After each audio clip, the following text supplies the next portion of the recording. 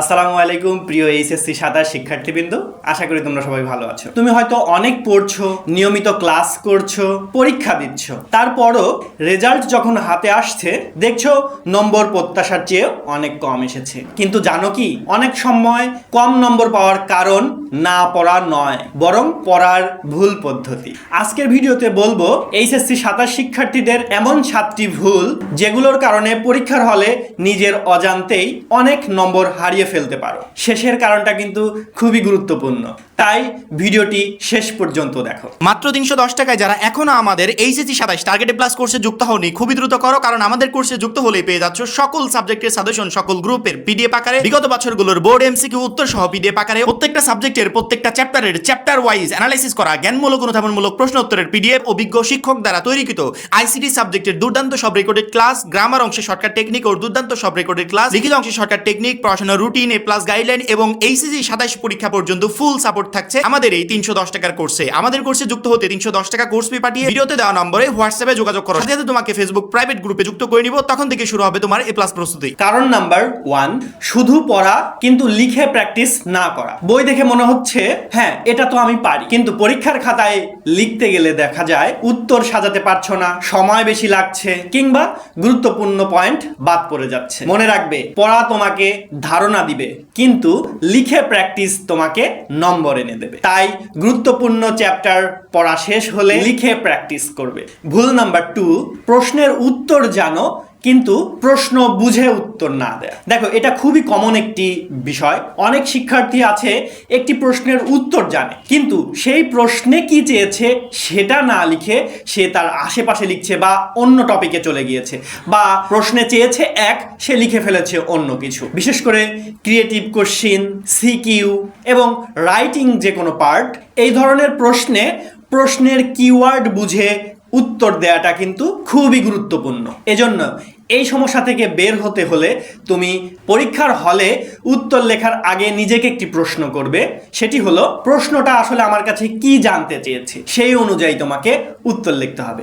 ভুল নাম্বার 3, ছোট ভুলকে ছোট মনে করা। দেখো, অনেক সময় অনেক শিক্ষার্থী আছে কোথাও দাড়ি, কমা, ফর্মুলাতে ছোটখাটো ভুল হয়ে যাচ্ছে, কোথাও ইউনিট দিতে ভুল করে ফেলছে, বা কোথাও একটা কিওয়ার্ড লিখতে ভুল করে ফেলছে। তারা মনে করে এটা তো ছোট ভুল, এই ভুল আসলে স্যাররা হয়তো নজর আন্দাজ করে দেবে, কিন্তু আসলে কিন্তু তা নয়। পরীক্ষার খাতায় কিন্তু এই ভুলগুলোই কিন্তু বড় ক্ষতির কারণ হয়ে দাঁড়ায়। যেমন তুমি ম্যাথ, ফিজিক্স, কেমিস্ট্রি অথবা আইসিটি, এই সকল সাবজেক্টে যেখানে আমাদের ইউনিটের প্রয়োজন আছে, যেমন আইসিটিতে যখন আমরা সংখ্যা পদ্ধতিতে প্রশ্নের উত্তর দিব, তখন কিন্তু আমাদের বেসটাকে মেইনটেইন করতে হবে। হয়তো তুমি ভুল করে বেস 10 দেওয়া আছে, সেখানে তুমি হয়তো ভুল করে বেস দেওয়াইনি, তাহলে দেখো তুমি কিন্তু মনে করছো আসলে হয়তো এই সিলি মিস্টেকটা হয়তো স্যার ধরবে না, কিন্তু এইটার কারণে কিন্তু তুমি মার্ক কেটে দিতে পারে স্যার। তো এই জন্য এই ধরনের ছোট ভুলকে নজর আন্দাজ করা যাবে না। ভুল নাম্বার 4, সময় ব্যবস্থাপনা না শেখা। অনেক শিক্ষার্থী আছে যারা বাসায় খুব সুন্দর করে একটি প্রশ্নের উত্তর লিখতে পারছে, বা তার প্রশ্নের উত্তর লেখার ধরনটা খুবই চমৎকার, কিন্তু পরীক্ষার হলে গিয়ে তার সময় শেষ হয়ে যাচ্ছে, সে শেষ নাম্বার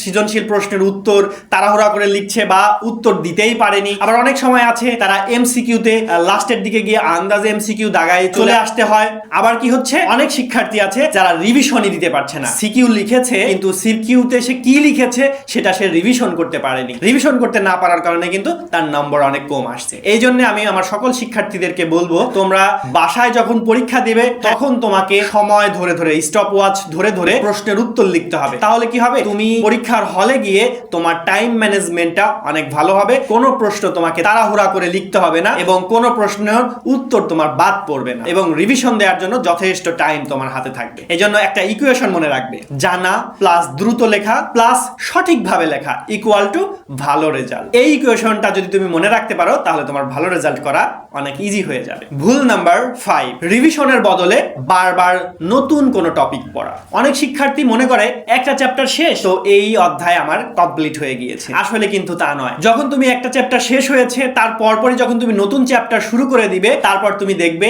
হয়তো 1 সপ্তাহ অথবা 2 সপ্তাহ পরে তোমার ওই আগের পড়াগুলো তুমি ভুলে গিয়েছো। এই জন্য আমি আমার শিক্ষার্থীদেরকে বলি, তোমরা অবশ্যই একটা চ্যাপ্টার শেষ হওয়ার পরে সেটাকে রিভিশন দেবে প্রথম 3 দিনের মধ্যে, তারপরে রিভিশন দিবে 7 দিন পরে, তারপরে রিভিশন দিবে 15 দিন পরে, তারপরে রিভিশন দেবে 30 দিন পরে। তাহলে দেখবে ওই পড়াগুলো তুমি আর ভুলছো না এবং পড়াগুলো তোমার লং টাইমের জন্য মেমোরিতে থেকে যাবে। এই জন্য একটা নতুন অধ্যায় শুরু করার সাথে সাথে পূর্ববর্তী অধ্যায়ের রিভিশনটা কন্টিনিউ রাখবে। ভুল নাম্বার 6, নিজের দুর্বল চ্যাপ্টার এড়িয়ে যাওয়া। অনেক শিক্ষার্থী একটি কাজ বারবার করে থাকে, সেটি হচ্ছে সহজ চ্যাপ্টারগুলো বারবার রিভিশন দেয়, বারবার পড়ে, কিন্তু কঠিন চ্যাপ্টারগুলোর গায়ে হাত দিতে চায় না। তারা ভাবে পরীক্ষার আগ মুহূর্তে গিয়ে ওই চ্যাপ্টারগুলো পড়বো।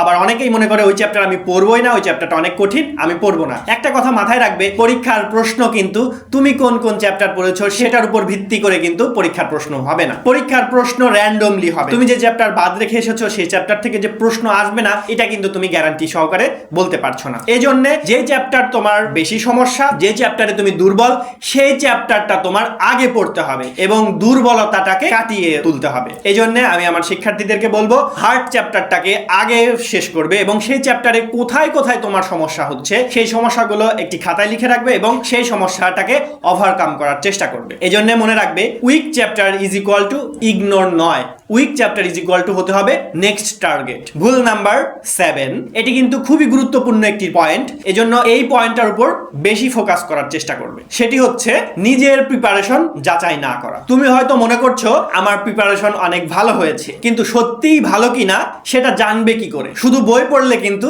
তোমার প্রিপারেশন সম্পর্কে তুমি সঠিক ধারণা পাবে না। এজন্য তোমার নিজেকে পরীক্ষা করতে হবে। একটি চ্যাপ্টার শেষ করার পর তুমি নিজেকে প্রশ্ন করবে, আমি কি না দেখে এই চ্যাপ্টারের সবগুলো প্রশ্নের উত্তর লিখতে পারবো?